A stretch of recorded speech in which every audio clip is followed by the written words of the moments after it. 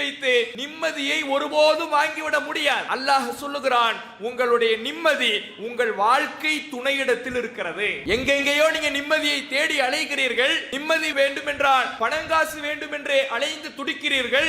ஆனால் உங்களுடைய நிம்மதி உங்கள் வாழ்க்கை துணையிடத்தில் இருக்கிறது. ஒரு மனிதனுடைய உள்ளத்திற்கு சாந்தத்தை தரக்கூடிய இடமாக இருக்க வேண்டும், நிம்மதியை தருகின்ற இடமாக இருக்க வேண்டும்.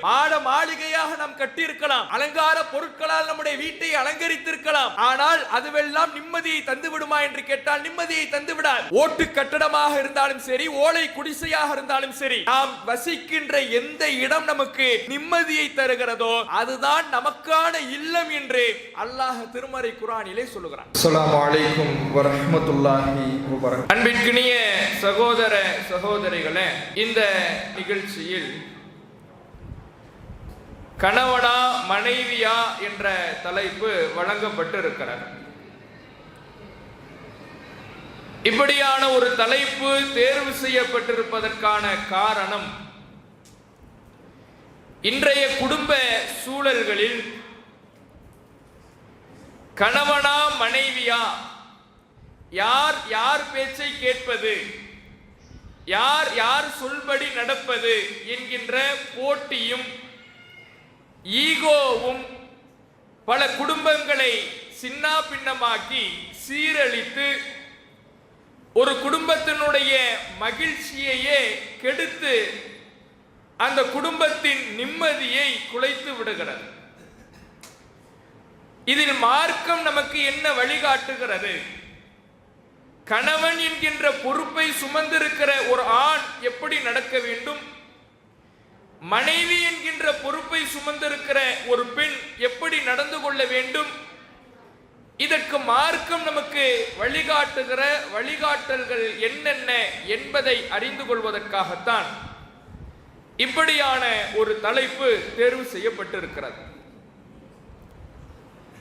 முதலில் இறைவன் இந்த கணவன் மனைவி பந்தத்தை பற்றி திருமறை குர்ஆனிலே நமக்கு சொல்லுகிற பொழுது, وَمِنْ آيَاتِهِ أَنْ خَلَقَ لَكُمْ مِنْ أَنْفُسِكُمْ أَزْوَاجًا,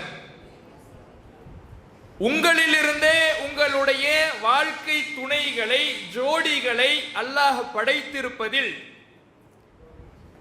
அவனுடைய அத்தாட்சி இருக்கிறது. எதற்காக இறைவன் உங்களுக்கு ஜோடிகளை ஏற்படுத்தி இருக்கிறான் என்றால், வாழ்க்கை துணைகளை தந்திருக்கிறான் என்றால், லிதஸ்குனு இலைஹா, உங்களின் வாழ்க்கை துணைவியிடமிருந்து, உங்கள் மனைவியிடமிருந்து நீங்கள் நிம்மதியை பெற வேண்டும் என்பதற்காக. உங்கள் வாழ்வின் நிம்மதி, உங்களுடைய மன அமைதி உங்கள் மனைவியிடத்தில் இருக்கிறது. அந்த மனைவிடத்தில் நீங்கள் நிம்மதியை பெற்றுக்கொள்ள வேண்டும் என்பதற்காகத்தான் உங்களுக்கான ஜோடிகளை, உங்களுக்கான வாழ்க்கை துணைகளை இறைவன் படைத்திருக்கிறான். அதில் அல்லாஹுடைய அத்தாட்சி இருக்கிறது என்று இறைவன் திருமறை குர்ஆனிலே சொல்லி காட்டுகிறான். ஒரு மனிதன் இன்றைக்கு அதிகம் தேடுகின்ற விஷயம், எதை நோக்கி மனிதன் இன்றைக்கு அதிகமாக முயற்சி செய்கிறான் என்றால், எனக்கு நிம்மதி கிடைக்க வேண்டும் என்பதில் தான் ஒரு மனிதனுடைய உழைப்பு, முயற்சி அதிகமாக இருக்குது. எப்படியாவது எனக்கு நிம்மதி கிடைச்சிடணும், மன அமைதி தான் இன்னைக்கு எனக்கு தேவை. ரொம்ப மனசு ரொம்ப ஸ்ட்ரெஸ்ஸா இருக்குது, கவலையாக இருக்கிறது, உள்ளம் ஒடுங்கி போயிருக்கிறது, மன நெருக்கடிகள் அதிகமாகிறது, எதிர்காலத்தை குறித்த யோசனைகள் அதிகமாக இருக்கிறது, பிள்ளையினுடைய எதிர்காலத்தை நினைத்து கவலை அதிகமாக இருக்கிறது, என்னுடைய குடும்ப சூழலை, என்னுடைய பொருளாதார சுமையை, என்னுடைய வாழ்வின் கஷ்டங்களை, என்னுடைய தொழிலில் சந்திக்கின்ற சாதக பாதகங்களை, இதையெல்லாம் நினைத்து ஒவ்வொரு நாளும் என்னுடைய மனம் கலங்கிக் கொண்டிருக்கிறது, கஷ்டத்தை சந்திக்கிறது. இதற்கு ஏதாவது ஒரு நிம்மதி எனக்கு கிடைச்சா தேவலை, எனக்கு ஒரு நிம்மதி கிடைத்தால், நிம்மதி பெருமூச்சு விடுகின்ற வகையிலே ஒரு ஆறுதல் எனக்கு கிடைத்தால் போதும் என்று மனிதன் அந்த ஆறுதலை நோக்கி தேடி ஓடுகிறான். எங்க ஆறுதல் இருக்குதுன்னு நினைக்கிறான்னா, நிறைய சம்பாதிச்சுட்டா ஆறுதல் கிடைச்சிடும், நிறைய பணங்காசு சேர்த்துட்டா நமக்கு சந்தோஷம் கிடைச்சிடும். இது ஒரு மனிதனுடைய எதிர்பார்ப்பாக இருக்குது. அதுக்காக ஓடுகின்றான். உழைக்கின்றான், தன்னுடைய மனைவி மக்களை பிரிகின்றான், வெளிநாடுகளுக்கு செல்கிறான். தான் வெளிநாடுகளுக்கு சென்றாவது, என்னுடைய மனைவியை விட்டு பிரிந்தாவது, என்னுடைய குழந்தைகளை விட்டு பிரிந்தாவது, என்னுடைய பெற்றோரை விட்டு பிரிந்தாவது பணங்காசை நான் கொஞ்சம் சேர்த்து விட்டேன் என்றால் நான் நிம்மதியாக ஊருக்கு வந்து அமர்ந்து மன அமைதியாக வாழலாம் என்று தன்னுடைய இளமையை எல்லாம் போக்கி ஓடுகிறான். ஓடி ஓடி உழைத்து கடைசியில் வயோதிக நிலையிலே தன்னுடைய இல்லத்தில் தன்னுடைய ஊரில் வந்து அமருகிற பொழுது அப்போதும் தனக்கு நிம்மதி இல்லையே என்று மனம் குமுறுகிற எத்தனையோ பேரை பார்க்க முடிகிறது. அப்ப காசும் பணமும் நிம்மதியை ஒரு மனிதனுக்கு பெற்று தந்து விடுமா என்று கேட்டால் நிச்சயம் பெற்றுத்தராது. சமீபத்திலே ஒரு திருமணம், உலகமே வியந்து பார்த்த திருமணம், அம்பானியினுடைய திருமணம். அவ்வளவு பொருளாதார சீரழிவு, தன்னிடத்தில் இருக்கக்கூடிய லட்சக்கணக்கான கோடிக்கணக்கான ரூபாய்களை கொட்டி தீர்த்து மிக ஆடம்பரமாக திருமணம் நடக்கிறது. அவ்வளவு பொருளாதாரம், மூக்கின் மேல் விரல் வைத்து பார்த்து ஒவ்வொரு உலக பணக்காரர்களும் பார்த்து வியக்கின்ற அளவுக்கு இங்கிலாந்து இளவரசியினுடைய திருமணம் எவ்வளவு பொருளாதார செலவில் நடந்ததோ அதை விட அதிகமாக அம்பானியினுடைய திருமணம் நடக்கிறது என்று உலக பொருளாதார நிபுணர்கள் எல்லாம் சொல்லுகிற அளவுக்கு பொருளாதார சீரழிவுகள், பொருளாதார அழிப்புகள் அங்கே இருந்தாலும் அவர்களுடைய திருமண அந்த நிகழ்வுக்கு முன்னாடி ப்ரீ வெட்டிங்னு ஒன்று நடத்துறாங்க. அதில் அம்பானியினுடைய மகன் பேசுறாரு, எனக்கு சின்ன வயசுல இருந்து ஒரே நோய் தான், ஏன்னா ஆள் இவ்வளோ நல்ல பருமனாக இருக்கிறார். என்னுடைய உடல் பருமன் ஆகினதற்கு காரணமே சின்ன வயசுல இருந்து எனக்கு நோய்க்கு மேல நோய். அதனால நான் மருத்துவம் எடுத்துக்கிட்டேன், மாத்திரை போட்டேன், அதனாலதான் என்னுடைய உடல் பருமன் ஆயிடுச்சு.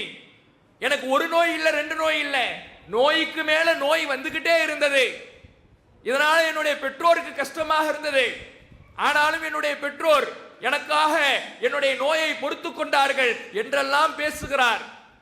கோடிக்கணக்கிலே பொருளாதாரத்தை தன்னகத்தே வைத்துக் கொண்டிருக்கிற ஆசிய கண்டத்திலே மிகப்பெரிய பணக்காரராக இருக்கிற அம்பானி அழுது துடிக்கிறார். அவ்வளவு கோடி பணத்தை வைத்து தன்னுடைய மகனுக்கு நல்ல வாழ்க்கையை, நோய் இல்லாத ஒரு நிலையை உருவாக்கிவிட முடிந்ததா என்று கேட்டால் அவரால் முடியவில்லை.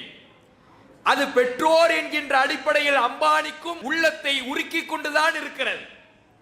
அப்ப காசு பணத்தை வைத்து நிம்மதியை ஒருபோதும் வாங்கிவிட முடியாது.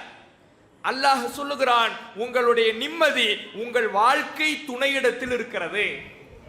எங்கெங்கேயோ நீங்க நிம்மதியை தேடி அலைகிறீர்கள், நிம்மதி வேண்டுமென்றால் பணங்காசு வேண்டுமென்றே அலைந்து துடிக்கிறீர்கள்.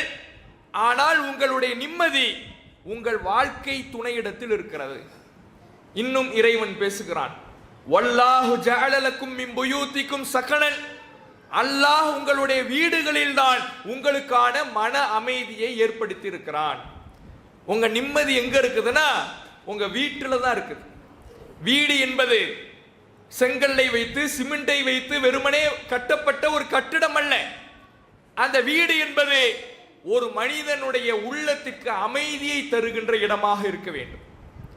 ஒரு மனிதனுடைய உள்ளத்திற்கு சாந்தத்தை தரக்கூடிய இடமாக இருக்க வேண்டும், நிம்மதியை தருகின்ற இடமாக இருக்க வேண்டும். மாளிகையாக நாம் கட்டியிருக்கலாம், அலங்கார பொருட்களால் நம்முடைய வீட்டை அலங்கரித்திருக்கலாம், ஆனால் அதுவெல்லாம் நிம்மதியை தந்து விடுமா என்று கேட்டால் நிம்மதியை தந்து விடாது.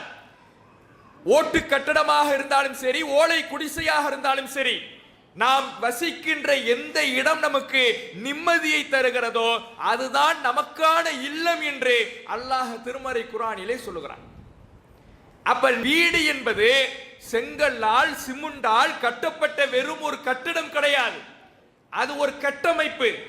அந்த கட்டமைப்புக்குள்ளே நிம்மதி இருக்கிறது. நிம்மதியை நீங்கள் பெற வேண்டும் என்று அல்லாஹ் சொல்லுகிறான்.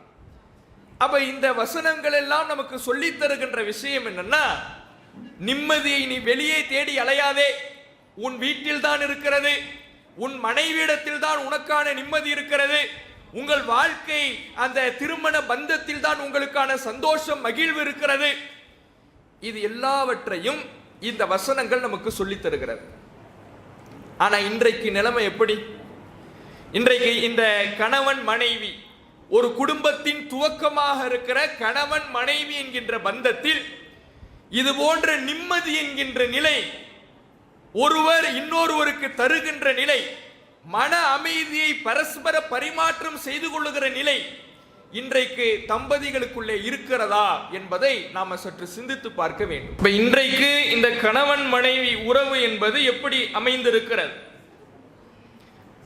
தன்னுடைய வீட்டில் தன்னுடைய கணவனிடத்தில் மனைவியும் அல்லது மனைவியிடத்தில் கணவனும் நிம்மதியை தேடிக்கொள்ளுகின்ற வகையில் அவர்களுடைய பந்தம், அவர்களுடைய புரிந்துணர்வு இருக்கிறதா என்றால் நிச்சயமாக பல இடங்களில் அது இல்லை என்றுதான் சொல்ல வேண்டும்.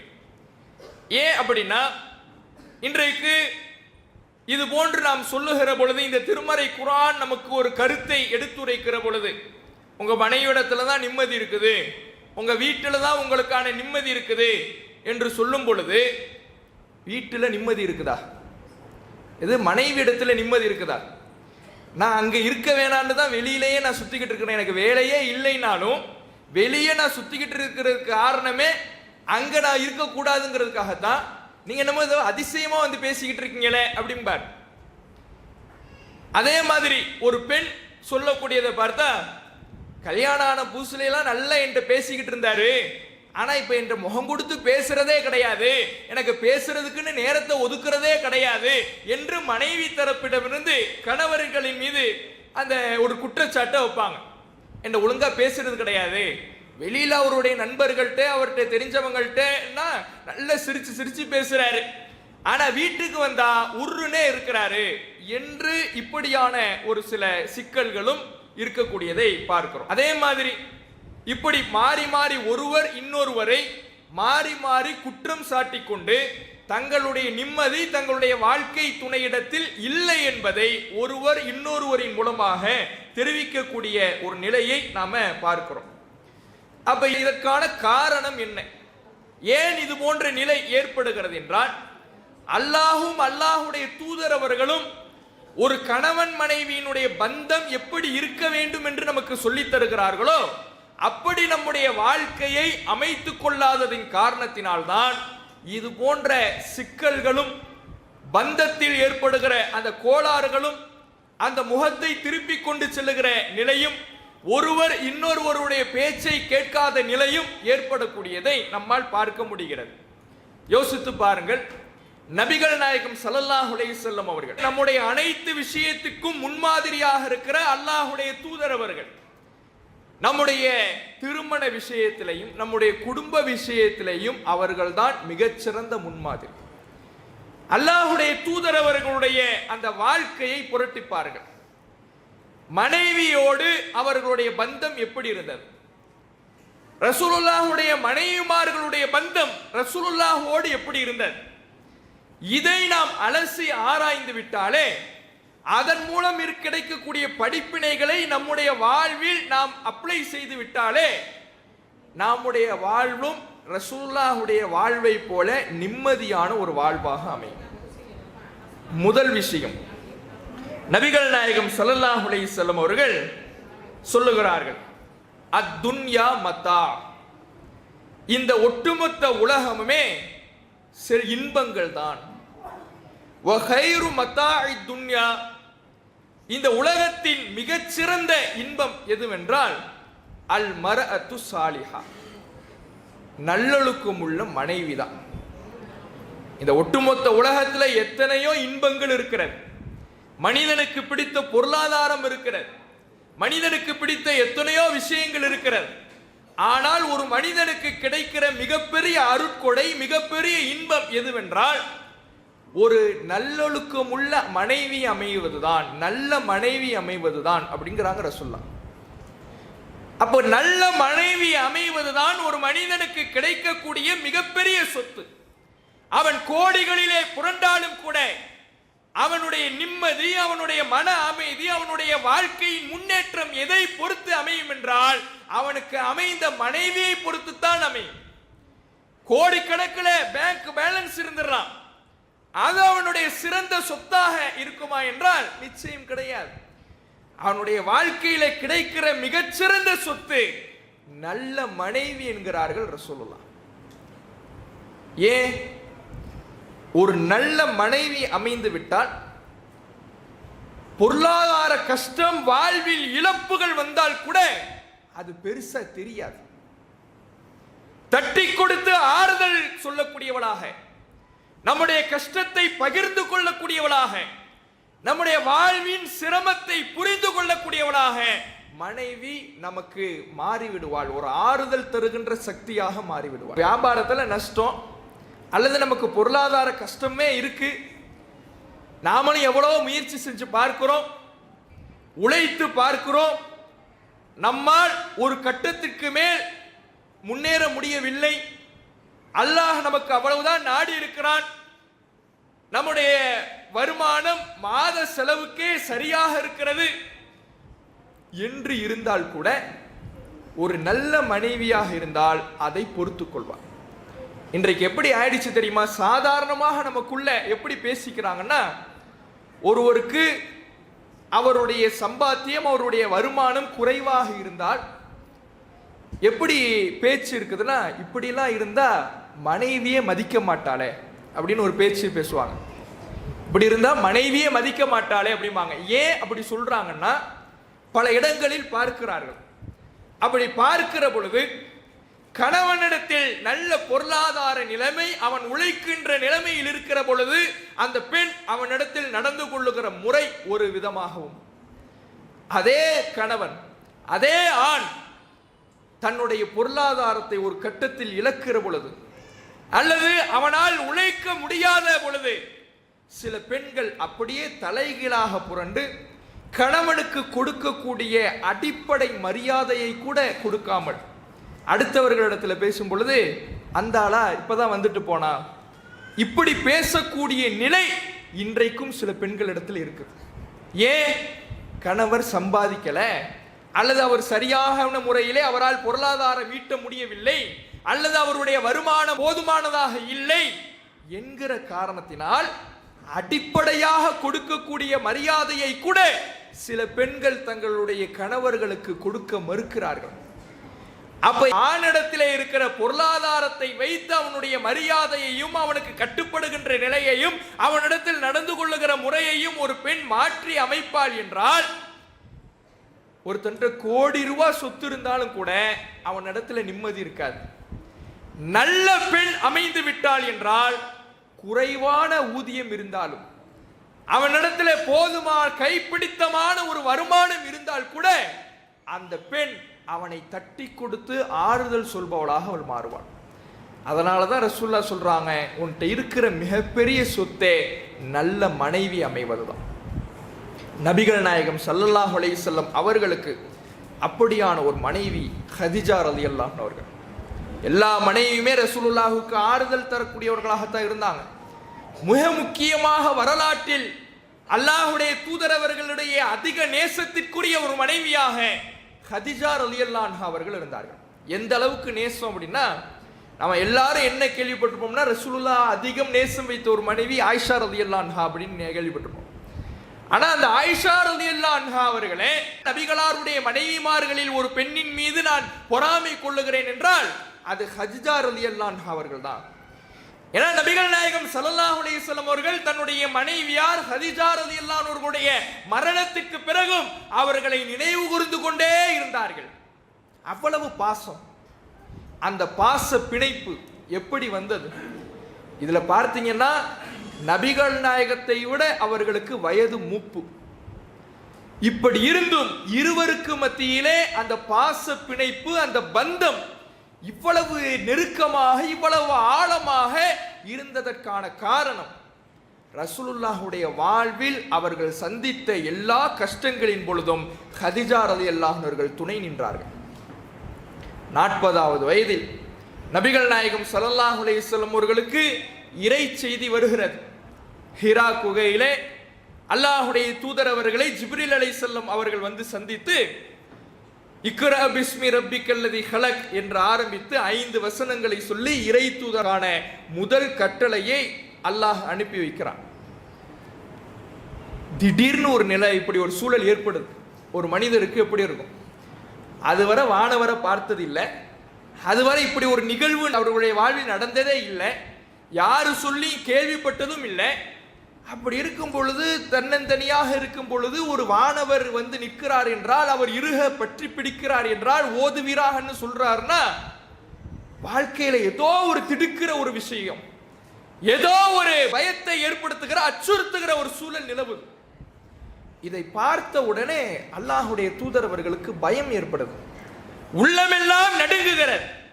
அந்த நடுக்கத்தோடு ஓடி வருகிறார்கள். எங்க ஓடி வராங்கன்னா, தன்னுடைய மனைவி ஹதிஜா ரலியல்லாஹு அன்ஹா இடத்தில் ஓடி வருகிறார்கள். ஜம்மிலூனி ஜம்மிலூனி, என்னை போர்த்துங்கள், என்னை போர்த்துங்கள், பயத்தால் உள்ளம் நடுங்குகிறது, இந்த நடுக்கத்தை குறைக்க என்னை போர்த்துங்கள், போர்த்துங்கள் என்று அல்லாஹ்வுடைய தூதர் அவர்கள் சொல்லிக்கொண்டே ஓடி வருகிறார்கள். அன்பு மனைவியார் ஹதிஜா ரலியல்லாஹு அன்ஹா அவர்கள் அல்லாஹ்வுடைய தூதர் அவர்களை அரவணைத்து அவர்களுடைய உடலை போர்த்தி அவர்களிடத்திலே நடந்ததை கேட்கிறார்கள். நபிகளார் விவரிக்கிறார்கள். அப்போது ஹதிஜா ரலியல்லாஹு அவர்கள் சொன்ன ஆறுதல் வார்த்தைகளை பாருங்கள். ஹதிஜா ரலியல்லாஹு அவர்கள் பேசுறாங்க, வல்லாஹி மா யுஹ்ஸிகல்லாஹு அபதா, கவலைப்படாதீங்க, அல்லாஹ் உங்களை ஒருபோதும் இழிவுக்குள்ளாக்க மாட்டான். ஏதோ ஏதோ நடக்குதுன்னு சொல்றீங்கல்ல, என்னென்னமோ உங்க வாழ்க்கையில கஷ்டம் வருதுன்னு சொல்றீங்களே, கவலைப்படாதீங்க, உங்களுக்கு அல்லாஹ் ஒரு இழிவையும் தரமாட்டான். ஏன்னா நீங்க சாதாரணமான மனிதரா? இன்னக்கல தஸீலுர் ரஹீம், நீங்க உறவுகளை எல்லாம் இணைத்து வாழ்கிறீர்கள். ஒத்தஹம்மலல் கல், நீங்கள் அடுத்தவர்களுக்காக சிரமத்தை பொறுத்துக் கொள்கிறீர்கள். ஒத்தக்ஸீபுல் மஅதூம், இல்லாதவருக்காக உழைத்து தர்மங்களை செய்கிறீர்கள். நீங்கள் விருந்தினர்களுக்கு நல்லுபகாரம் செய்கிறீர்கள், விருந்துபசரிப்பு செய்கிறீர்கள். ஒத்துஈனு அலா நவாயிபில் ஹக், ஏழ்மையில் கஷ்டப்படுபவர்களுக்கு நீங்கள் உதவி புரிகிறீர்களே, இவ்வளவுலாம் நல்ல காரியம் செய்யற உங்களை அல்லாஹ் ஒன்னும் கேவலப்படுத்திட மாட்டா, கவலைப்படாதீங்க என்று ஹதிஜா ரலியல்லாஹு அவர்கள் ஆறுதல் கூறுறாங்க. அப்பதான் நபிகள் நாயகம் ஸல்லல்லாஹு அலைஹி வஸல்லம் அவர்களுக்கு ஒரு ஆறுதலை கிடைக்குது. அதுக்கப்புறம் தனக்கு தெரிந்தவர்கிட்ட, தன்னுடைய உறவினர்கிட்ட அல்லாஹ்வுடைய தூதர் அவர்களை அழைத்து சென்று கூடுதல் ஆறுதலுக்காக அழைச்சிட்டு போறாங்க. அது ஒரு சம்பவம். இப்ப இதுல கவனிக்க வேண்டிய விஷயம் என்னன்னு பாருங்க. வெளியிலிருந்து கணவர் வருகிறார். வரும் பொழுது ஒரு மனைவியின் உபசரிப்பு எப்படி இருந்திருக்கு? அந்த கணவரிடத்தில் இருந்த கஷ்டத்தை கேட்டு அறிந்து, எதனால் என்னுடைய கணவர் உள்ளங்கள் நடுநடுங்க, பதட்டத்தோடு பரபரப்பாக, உள்ளம் கஷ்டப்பட்டு கவலையுடன் ஓடோடி வருகிறார், எதனால், என்ன காரணம், கேட்டறிவோம் என்று கேட்டறிந்து அதற்கு தக்கவாறு ஒரு ஆறுதலை கொடுக்கிறாங்க. எனக்கு என்னமோ நடக்குது, ஏதோ ஆக போகுது. கணவர் துடிக்கிறார். ஹதிஜா ரலியல்லாஹு அவர்கள் என்ன செய்யறாங்க, உங்களுக்கு ஒன்னும் ஆகாது, ஏதோ ஆகாது, ஏன்னா நீங்க நல்லது எவ்வளவு செய்றீங்கன்னு பாருங்க, உங்கள்கிட்ட என்னென்ன பிளஸ் இருக்குதுன்னு பாருங்க சொல்லி ஆறுதல் சொல்றாங்க. இன்னைக்கு இப்படியான பெண்களை பார்க்க முடியுமா? ஒன்னும் இல்லை. ஒரு கடை வச்சிருக்கிறார் ஒருத்தர். ஒரு கடை வச்சு அந்த கடையில வியாபாரத்துல 1000 நெளிவு சுழிவுகள் இருக்கும். ஒரு நாள் ஒருத்தர் வீட்டுக்கு வராருன்னு வைங்களேன், தன்னுடைய வீட்டுக்கு வராரு. வரும்பொழுது கணவர் எப்படி வராரு? ரொம்ப ஆளு வந்து முகமெல்லாம் சோர்ந்து, முகமெல்லாம் வாடி வரார். என்னன்னு கேட்டா, இல்ல வியாபாரத்துல இன்னைக்கு ஒருத்தவன் என்னுடைய ரொம்ப கஷ்டப்படுத்துற மாதிரி பேசிட்டான், ஏதோ நான் ஏமாத்துற மாதிரி பேசிட்டான், அல்லது ஏதோ நான் மோசடி பண்ற மாதிரி பேசிட்டான், என்னுடைய குடும்பத்தை எல்லாம் இழுத்து பேசிட்டான், வியாபாரத்துல இப்படி ஒரு நிலைமை நடந்துடுச்சுன்னு ரொம்ப மன சோர்வாக ஒரு கணவர் வீட்டுக்கு வரார்னா இன்றைய பெண்களுடைய நிலைமை இப்படி இருக்கும். இது மாதிரி ஆறுதல் சொல்ற பெண்களை பார்க்க முடியுமா? என்ன பதில் வரும்? உங்க வாயை வச்சுக்கிட்டு நீங்க என்ன சொன்னீங்களோ தெரியலையே, உங்க வாய் சும்மா இருந்திருக்காது, நீங்க என்ன சொல்லிருப்பீங்களோ, உங்க வாய் சும்மா இருக்குமா? இதுதான் இன்றைய பெண்களுடைய நிலைமை இருக்கு. கவலையோடு வரக்கூடிய கணவனை அரவணைத்து அவனுக்கு ஆறுதல் சொல்லுகிற பெண்களுடைய எண்ணிக்கை இன்றைக்கு குறைவு. வெளியிலே கஷ்டத்தை சந்தித்து விட்டு கவலையோடு பதட்டத்தோடு வருகின்ற கணவனை அரவணைத்து ஆறுதல் சொல்வதற்கு பதிலாக அவனிடத்தில் உன் வாய் சும்மா இருக்காது, நீங்க ஏதாவது பேசியிருப்பீங்க, அதுக்கு தான் அவன் திட்டிருப்பான் என்று கணவனையே தூற்றுகிற நிலைமை தான் இன்றைக்கு பலரிடத்தில் இருக்கக்கூடியதை பார்க்கிறோம். இதனால தான் இன்றைக்கு குடும்பத்தில் பல சிக்கல்கள், பல விவாகரத்து வரை இன்றைக்கு செல்வதற்கு காரணம் என்னன்னா, எதுக்குப்பா நீ விவாகரத்து செய்யணும்னு நினைக்கிற அப்படின்னு கேட்டா, இல்லைங்க ஒரு ஆறுதல் வார்த்தை பேச மாட்டேங்கிறா, நல்ல வார்த்தையை பேச மாட்டேங்கிறான், முகம் கொடுத்து பேச மாட்டேங்கிறான். இப்படி பேசக்கூடிய ஆண்களும் இருக்கிறார்கள் என்பதை நாம புரிந்து கொள்ள வேண்டும். அப்ப நபிகள் நாயகம் ஸல்லல்லாஹு அலைஹி வஸல்லம் அவர்களுடைய அந்த வாழ்க்கையில அவர்களுடைய முன்னேற்றத்துக்கு, அவர்கள் அடுத்த கட்டத்துக்கு அடியெடுத்து வைப்பதற்கு, தன்னுடைய தூதுத்துவ பயணத்தில் ஒரு புரட்சியை துவங்குவதற்கு வித்திட்ட நாயகியாக கதீஜா ரலியல்லாஹு அன்ஹா அவர்கள் இருக்கிறார்கள் என்றால், இன்றைக்கு இருக்கக்கூடிய ஒவ்வொரு பெண்களுக்கும் கதீஜா ரலியல்லாஹு அன்ஹா அவர்கள் படிப்பினை. நாம் நம்முடைய கணவன்மார்களை எப்படி தட்டி கொடுத்து அவர்களுக்கு பக்கபலமாக நிற்கிறோமோ அதை பொறுத்துத்தான் அவர்களுடைய முன்னேற்றம் அமையும். இதை ஒவ்வொரு பெண்களும் புரிந்து கொள்ள வேண்டும். அப்ப இப்படி அந்த நபிகள் நாயகம் ஸல்லல்லாஹு அலைஹி வஸல்லம் அவர்களுக்கும் கதீஜா ரலியல்லாஹு அன்ஹா அவர்களுக்கும் இருந்த அந்த திருமண பந்தம் என்பது அற்புதமாக இருந்தது. நபிகள் நாயகம் ஸல்லல்லாஹு அலைஹி வஸல்லம் அவர்கள் ஒரு கணவராக எப்படி நடந்துக்கிட்டாங்க என்பதையும் நாம தெரிந்து கொள்ள வேண்டும். இன்றைக்கு பெரும் பிரச்சனை எங்க வருதுன்னா, யார் விட்டு கொடுத்து போவது என்பதுல தான் பெரிய பிரச்சனையே. சண்டைகள் வராத திருமண பந்தம்ங்கிறது கிடையாது. சண்டைகள் வரும், சச்சரவுகள் வரும். நபிகள் நாயகத்தினுடைய திருமண பந்தத்திலேயும் அவர்களுக்கு மத்தியிலேயும் சிறு சிறு மனக்கசப்புகள் வந்தது. எப்போது அது பூதாகரமாக வெடிக்கும் என்றால், யார் விட்டு கொடுத்து போவது, யார் முதலில் பேச துவங்குவது, யார் இறங்கி போவது, யார் மன்னிப்பு கேட்பது, இதுல தான் அந்த பிரச்சனை பூதாகரமாக ஆக போகிறதா அல்லது அந்த பிரச்சனை அப்படியே முளையிலேயே கிள்ளி எரியப்பட போகிறதா என்பது இருக்கிறது. இதுக்கு ஒரு உதாரணம் ஒன்று சொல்லுவாங்க. அதாவது ஒரு கணவன் மனைவி ரெண்டு பேருக்கு என்ன ஒரு பிரச்சனை, ஏதோ ஒரு மனக்கசப்பு, பேசுறது கிடையாதான். பேசாம என்ன ஒரே செய்கை தான். இவர் தண்ணி வேணும்னு கேட்டாருன்னு வைங்களேன், அப்படின்னு கையை காட்டுவாராம். சாப்பாடு வேணும்னு கேட்டாருன்னா இப்படின்னு கையை காட்டுவாராம். அவங்களும் எதுவும் பதில் பேசுவது கிடையாது. தண்ணி வேணும்னா டமார்னு வந்து டம்ளர் இருக்கும், எதுவும் சாப்பாடுனா தட்டு வந்து டமார்னு விழும். இப்படியே போய்கிட்டு இருந்திருக்கு. இப்ப நம்ம ஆளு, அவருக்கு நாளைக்கு ட்ரெயின், காலையில 7 மணிக்கு ட்ரெயின். இப்ப இவர் எத்தனை மணிக்கெல்லாம் எந்திரிச்சா குளிச்சு கிழிச்சிட்டு ரெடி ஆயிட்டு போக முடியும்? ஒரு 5 மணிக்கு நோப்போம். 5 மணிக்கு எழுந்திரிக்கணும். ஆனா நம்ம ஆளு கும்பகர்ணன், என்ன அலாரம் அடிச்சாலும் அலாரத்தை ஆஃப் பண்ணிட்டு தூங்குற ஆள். இப்படி இருக்கும் பொழுது என்ன பண்றது? இப்ப யாரை எழுப்பி விட சொல்றது? இவர்கிட்ட பேச முடியாத, பேசிட்டா நம்ம மரியாதை குறைஞ்சிடுமே, என்ன பண்றதுன்னு தெரியலையே. ஆளு முழிக்கிறார். என்ன பண்றாரு? ஒரு சீட்டில் எழுதுறார், என்னை சரியாக 5 மணிக்கு எழுப்பி விடவும், ஏனென்றால் எனக்கு 7 மணிக்கு தஞ்சாவூர்ல ட்ரெயின் இருக்குது. எழுதி மனைவியுடைய இடத்துல வச்சுட்டார். ஆள் படுத்து தூங்கிட்டார். மனைவி வேலையெல்லாம் முடிச்சுட்டு வந்து பார்க்குறாங்க, இந்த சீட்டு இருக்குது. சரி 5 மணிக்கு ஒரு புறப்படணும் போல பார்த்துட்டாங்க. காலைல நம்ம ஆள் எழுந்திருக்கிறாரு, மணி 8. கட்டுமா ஆத்திரம் வருத பார்க்கணும். கோபம் கடுமையாக வந்துடுச்சு. கத்துறாரு, ஏண்டி உன்னை எழுப்பி விட சொன்ன, ஏன் எழுப்பி விடலை, குணமே இப்படிதான், அப்படி இப்படின்னு கத்துறாரு.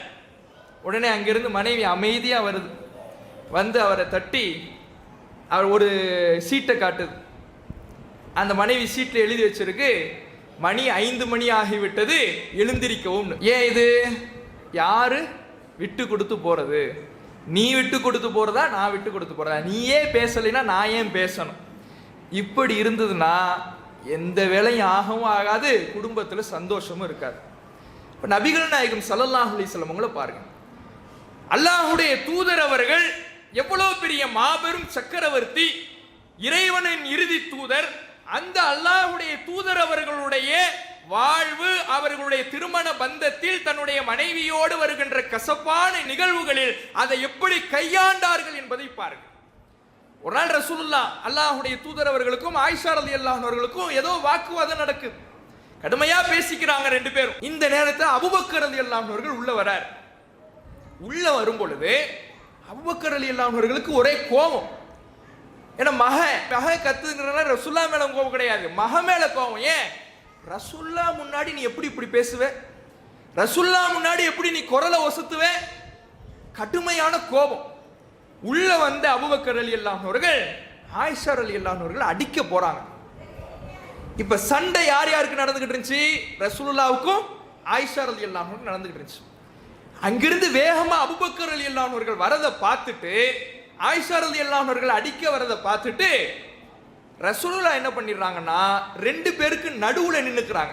அபூபக்கர் ரலியல்லாஹு அவர்களுக்கும் ஆயிஷா ரலியல்லாஹு அவர்களுக்கும் நடுவுல நின்னுக்கிறாங்க. நின்னுகிட்டு அடிக்க விடாம தடுக்கிறாங்க. அவர் கையை நீட்ட வந்தாருன்னா இப்படி ரசூலுல்லாஹ் வந்துடுறாங்க. ரசூலுல்லாஹ் அடிக்க முடியாதுல்ல, இந்த பக்கம் வந்தாங்கன்னா இந்த பக்கம் சாஞ்சிக்கிறாங்க. இப்படி ரசூலுல்லாஹ் அவரை தடுக்கிறாங்க. குறுக்குல புகுந்துட்டு அவரை அடிக்க விடாம ஆயிஷா ரலியல்லாஹு அவர்கள் பாதுகாக்கிறாங்க. ஒரு கட்டத்தில் அபூபக்கர் ரலியல்லாஹு அவர்கள் போயிடுறாரு திரும்ப. இப்போ திரும்ப இங்க திரும்பணும்ல. இப்ப நம்ம வீடுகளாக இது மாதிரி இருந்துச்சுன்னா என்ன ஆயிருக்கும் யோசிச்சு பாருங்க. ஒரு சண்டை நடந்துகிட்டு இருக்கு, அந்த நேரத்தில் யாராவது ஒருத்தவங்க வந்துட்டாங்க வீட்டுக்கு விருந்தாளி, அந்த நேரத்தில் என்ன பண்ணிப்போம்? ஏதோ உலகத்திலே நம்ம தான் ஒற்றுமையான கணவன் மனைவி மாதிரியும், நமக்கெல்லாம் சண்டையே வராதது மாதிரியும், அவ்வளவு சிரிச்சு அவ்வளவு நம்மெல்லாம் ஒத்துமையா மாதிரி அவங்க முன்னாடி காட்டிக்கும். அவங்க அப்படி எழுந்திரிச்சு போக வேண்டியதான். என்ன ஒன்று என்ன சிரிச்சு பேசிட்டு நினைச்சியோ, மனசுல இருக்கு, ஞாபகம் இருக்கு, மறந்துட மாட்டேன், இப்படி பேசிடுவோம். ஆனா ரசூலுல்லாஹ் பாருங்க, அபூபக்கர் ரலியல்லாஹு அவர்கள் அப்படி போறாரு, ஆயிஷா ரலியல்லாஹு அவர்கள்ட்ட அப்படியே எப்படி அந்த சூழலை மாத்துறாங்கன்னு பாருங்க. எப்படி தடுத்து விட்டோம் பாத்தியா, உன்னை எப்படி காப்பாத்துறோம் பாத்தியா உன் வாப்பாட்ட இருந்து, அப்படியே ரசூலுல்லாஹ் அந்த சூழலை அந்த பிரச்சனையை மறக்கடித்து, தன்னுடைய அந்த பிரச்சனையை மறக்கடித்து ஆயிஷா ரலியல்லாஹு அவர்களிடத்தில் அந்த இறங்கி கொஞ்சம் போயிருக்கிறத நாம பார்க்கலாம். அப்ப அல்லாஹ்வுடைய தூதரவர்களிடத்தில் இருந்த அழகிய முன்மாதிரி என்பது யார் இறங்கி போக வேண்டும் என்பதில் இல்லவே இல்லை. யார் முதலில் இறங்கி போறாங்களோ அது பிரச்சனையை சுமூகமாக்கும். நான் எப்படி இறங்கி போறதுன்னு பெண்ணும் நினைக்க கூடாது, நான் எப்படி இறங்கி போறதுன்னு ஆணும் நினைக்க கூடாது. யார் முதலில் இறங்கி போகிறோமோ அது குடும்பத்துக்கு நல்லது. ரசூலுல்லாஹ்வே இறங்கி போயிருக்கும் பொழுது நமக்கெல்லாம் என்னங்கிற. அப்ப இது நபிகள் நாயகம் ஸல்லல்லாஹு அலைஹி வஸல்லம் அவர்களுடைய வாழ்க்கையிலிருந்து நம்மால் புரிந்து கொள்ள முடிகிறது. அதே மாதிரி பார்த்தீங்கன்னா அல்லாஹ்வுடைய தூதர் அவர்கள் ஆயிஷா ரலியல்லாஹு அவர்கள்ட்ட ரசூலுல்லாஹ் ஒரு நாள் வந்து சொல்றாங்க. என்ன சொல்றாங்கன்னா, நீ எப்ப என் மேல கோபமா இருப்பங்கிறதையும், நீ எப்ப என் மேல திருப்தியாக இருப்ப என்பதையும் எனக்கு தெரியும் அப்படின்னு ஆயிஷா ரலியல்லாஹு அவர்களிடத்துல ரசூலுல்லாஹ் சொல்றாங்க. அப்ப ஆயிஷா ரலியல்லாஹு அவர்கள் திரும்ப கேட்கிறாங்க, மின் ஐன தஅரிஃபு ذلك, இதை எப்படி தெரிஞ்சுக்குவீங்க அப்படிங்கிறாங்க. அப்ப ரசூலுல்லாஹ் சொல்றாங்க, என் மேல் நீ கோபமாக இருந்தாய் என்றால் ஒரு ரப்பி இப்ராஹிம், இப்ராஹிமனுடைய இறைவனின் மீது சத்தியமாக என்று நீ சத்தியம் செய்வ, அதுவே என் மேல திருப்தியா இருந்தேன்னா ஒரு ரப்பி முஹம்மதின், முஹம்மதுடைய இறைவனின் மீது ஆணையாக அப்படின்னு சத்தியம் செய்வேன். என் மேல திருப்தியா இருந்தா ரப்பி முஹம்மதுன்னு பயன்படுத்துவேன், என் மேல கோபமா இருந்துன்னா ஒரு ரப்பி இப்ராஹிம்னு பயன்படுத்துவேன். கரெக்டா அப்படின்னு கேட்குறாங்க.